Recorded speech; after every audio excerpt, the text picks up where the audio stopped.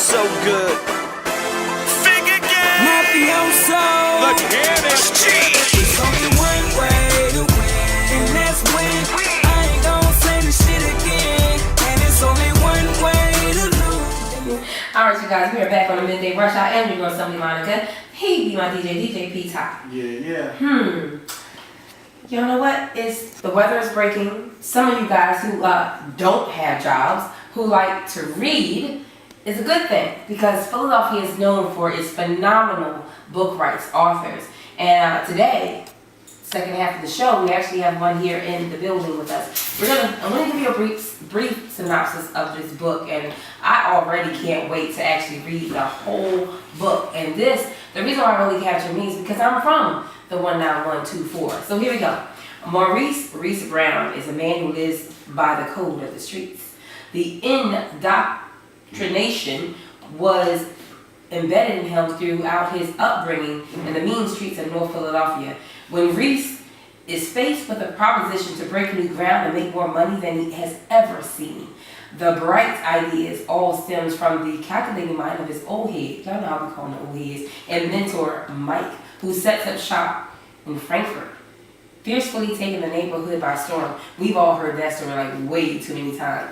Accompanied by his childhood friend Slim, their movement faces an abrupt stop when Reese suddenly goes to jail for a murder that he didn't commit.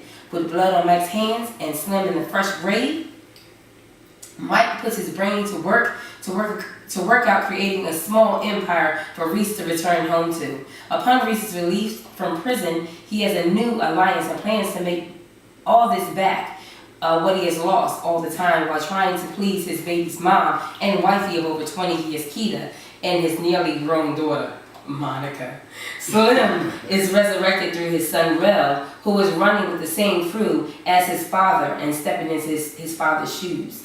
Be prepared to embark on a journey of drug, sex, treachery, friendship, betrayal, and murder, all diligently existing in the 15th district, the Chronicles of the 19124. What? Treachery. Drugs, right? sex, betrayal, all things that Frankfurt's known for. 19124, The good old 19124. You can tell them speaking Welcome, Wally, to the show. Hi, sweetheart. How you doing, man? No problem. Listen, we were actually talking while we were going through the DJ No Frills Mix Rush on the Midday Rush. Thank you, No Frills, for holding us down at noon every day.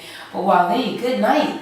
I mean, everybody from the 19124 all the way down to the 19140 has a story to tell. Pretty much. But you actually took the time out to write about it. The Chronicles. Yep. When it says Chronicles, that means a lot of chapters. Yeah. Chronicles, I mean stages, levels. Yeah, definitely, man. It started in 91, 92. Reese go to jail for about 15 years, and the story picks back up from there. And it just builds and progresses from there. I'm talking about twists and turns. One of the most suspenseful novels you'll ever read, man. Definitely. Now, again, in Philly, we have so many book rights. We have so many people who have actually taken the pen and put it to the paper and actually just started writing. But it's more so a lot of women who write these type of books. Right. So when you actually decided you were going to write, did you get any type of backlash from your boys? Because, again, they were out there slinging. Because, again, off air, we talked a little bit about your background. Yeah. And that, you were once diddling and dabbling that, and you pretty much said, you know what? Nah. The thing about it is, when you play the position that I've played, it really ain't nobody to be able to tell me what to do. You know what I'm saying? Like, I've always was the guy that put everybody pretty much to work. So people were kind of really excited about me even depicting the story, one. And then two, the story actually was comprised from a good friend of mine, man, Andrew Turk Jones. That's my co-author. He started the story. He wrote about 108 pages. I added 10 pages to the prologue and about like 65, 70 pages to the back of the story. And me and my wife edited it up like 14 times, trying to make it as error-proof as possible. But when we put it out there that we were going to release the story, everybody that knows me and know him, they was excited. Like, yo, that nigga, what we were doing was so intricate and just different from everybody else in the neighborhood that people was thirsting for the story. You know what I'm saying? Like, I actually got a copy for you guys. I left it in my trunk, but I'll bring it right back around after this interview.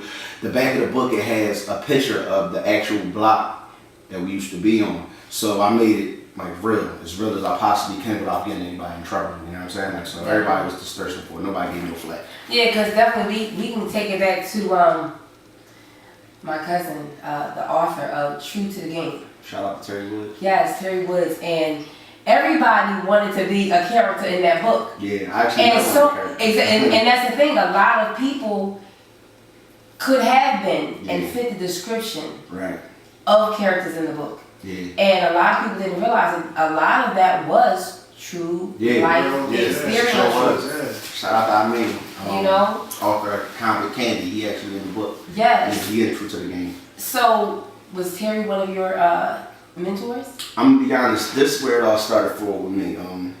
First and foremost, let me just say rest in peace to Mike J. Mike J put the first book in my hand that I ever read for my own personal entertainment. I mean, of course, you know, in school you read books, you gotta study and do whatever you do, you know, as far as school goes. But for my own personal entertainment, he gave me The Coldest Winter Ever by Sister Soldier. I want to stop you right there. Let me stop you right there with The Coldest Winter Ever. I am winter. At least I was winter. Let me tell you, when I read the book, went to Santiago. I read the book, and I lied to you not. The night that I finished the book, I woke up the next morning like, oh my God. Yeah. I have to call Winter and make sure she's okay, make sure my girl good. Yeah. Not because it just resonated. Right, you get into the book, and that's how you know that a book is good. Yeah, that's true. And to me, when I read a book, I always, and this is just me, I read the very last chapter first. Okay. That last chapter has to give me, and it has to get me in order for me to read the book. Okay. If I can't get that last chapter, I don't want to read it. You're going to love 15th District Chronicles of the 19124. It twists and turns, ups and downs, ins and outs. I'm going to put it to you this way. The last chapter is so suspenseful, and I'm not just saying this because I'm the author, this is what the people are giving me, that everybody's asking for the part 2 and we didn't even plan it. We didn't even So that's we working on part 2. Yeah. But we wasn't. We wasn't thinking about part 2, but so many people asked me for part 2. When's part 2 coming out? What's happening to Black? What's gonna happen to Keita? And okay, say no more. And we got right back to it. You know what I'm saying? I corresponded with him on the phone, we came up with a couple ideas. We wrote out a couple of outlines and I mailed it to him, he mailed me something back, so it's coming real soon. I think you're gonna like it. Okay. So again, let's go back to the upbringing. Okay. Your upbringing. Let's take the people through your transition as to what actually inspired you to put the pen to the paper. Okay. So tell us a little bit about yourself, because I also want them to understand that the message also through, to me, the message through Chronicles of 19124 is letting people know that there is hope, that you can change, but you gotta want to do it. Absolutely. You don't have to be stuck. You don't have to be stuck in a zip code. Yeah. Because a lot of times, again, when it comes to stereotypes, we are stereotyped by our zip code. Yeah, absolutely. And I'm telling you, I'm a victim of that because where I live at is the 19124. Yeah. However, You live in the nice part. right, and the municipality actually says Northwood. That's exactly what it is. Right, it actually right. Northwood. It's Northwood, you know. So when people say, well, you know, the zip code say 19124, they associate that with Frankfurt. Yeah. And I don't want to take it again, not taking anything away from Frankfurt. Yeah, but because Northwood is not Frankfurt. Northwood is not. It's definitely not. It's one of the most beautiful places you can live. Does not say. Yeah. Exactly, my taxes. You don't even see too many people hanging outside on a warm day. Exactly. It's a very nice neighborhood. Exactly, and we get very offended when you come into our neighborhood and you try to disrupt what's going on. But anyway, let's talk about your transition. Walk us through it. All right, first of all, what I want to say is I want to touch on what you just said as far as transition. Speaking on behalf of Andrew Turk Jones, who's actually doing life in prison right now, free him. The kind of individual that Andrew was while he was on the streets, he wasn't the type of individual that would even pick up a book. So for him to take the initiative and to actually write a work of art, you know what I'm saying? This wasn't just a book. Like, I'm an avid reader. I read about like 10 books this month. Literally, I can name them off for you guys. You got a lot of time on you. I mean, when you're a business owner, you know, you kind of got your own schedule. Yes. You know what I'm saying? Like, so, me owning, nurturing creative minds and prolific concept productions, being the CEO of those two companies, it puts me in a position to be able to just do whatever I want when I want for the most part. I mean, unless an emergency comes up. But for him to take his time out and write this piece, I read it so many times because it took me back that this dude wrote this. I'm like, I couldn't believe it, that he wrote something so strong and had my attention so caught in it. You know what I mean? It wasn't even done. It wasn't done. And I kept reading and I kept reading. I don't know what I was looking for, but I was intrigued. And this is what put me in a position to even take the initiative to be an author. I never wanted to do this. This never was a passion of mine. Back in the day, I was young. I used to always write in school, like little plays and little stuff, but I didn't think that it was particularly a talent for me. Right. It was just something that I probably was like kind of interested in, but I didn't know. Just loose time, just doodling stuff down. I mean, I used to rap back in the day with Cicero, but I never equated the two and put the two together. You know what I mean? Like, So he coming here using these big behind words to write them books. Yeah, well, you know, I'm an author, man. I gotta have Equating. a nice Spell it. vocabulary. It's E and then quit. That's how I had to spell it. The funny thing about the whole vocabulary thing, when I was a young guy, like I said, I used to be a rapper. I read the dictionary twice, What? trying to get my vocabulary. You I really read wanted the to be- dictionary I twice. seen X when I was a kid, and remember you read the dictionary? Were you know? mad? So when you read the dictionary, you probably read it right before Bootylicious was put in there, so then you had to turn around and read it all over again.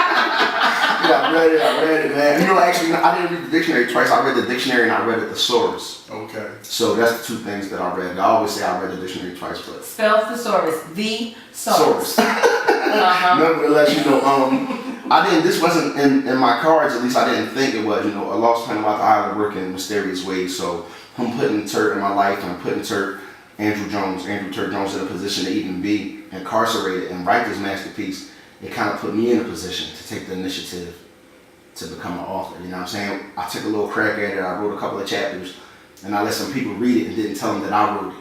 You know, I was nervous. You know what I'm saying? I didn't know what people were going to think about it. So I'm like, look what my man wrote. And he read it, and like, yo, this is good. And then I got my little confidence up, like, okay, all right, people were thinking they did giving me the incentive. The last one standing. I said the last one standing.